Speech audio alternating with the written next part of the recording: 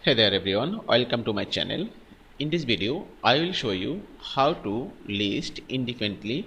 Independent means if I select day, then the data option I see that Saturday, Sunday, Monday, Tuesday. But if I select different list from my drop down, that means now I select month option.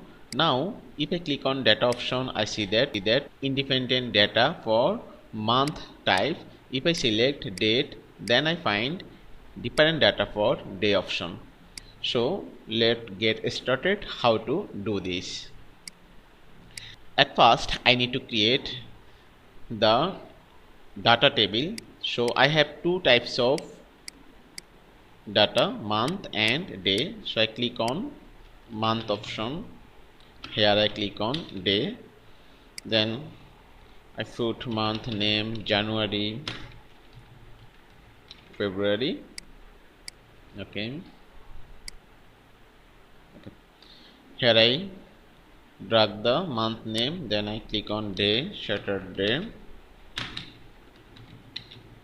Sunday.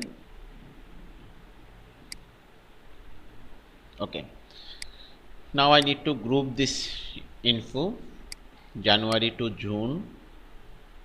Click name and provide the group name to month, and then select the date name, then I give a name to the box name day. Okay, now if I select January to June, I see that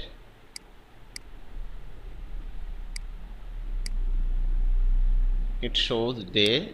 It also need to show as month name. Okay, just we need to create a short table here. Provide the serial number 1 2. Here we need types the data. So we have two types of data, month and day. So we select the cell, go to data option, data validation, list, and our data source list month and day, then press enter.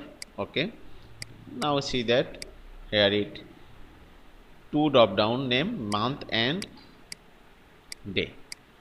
Now we need to do the data function work where we find different or independent data for month and day option.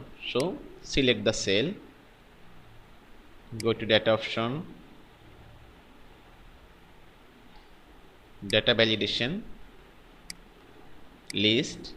Okay, so now we need to put the dynamic data option. So we write equal indirect, that means we get indirect data, first bracket, and click on type option, and also remove the $sign from here, close the bracket, press OK. Now if I click on month, I find that January, February, March, April, May, June. That means I get here list info for month group. Then if I select date here, day here, I find that here it show me date option. That's the way to create different or independent data list. If you like my video, please subscribe my channel. Thank you.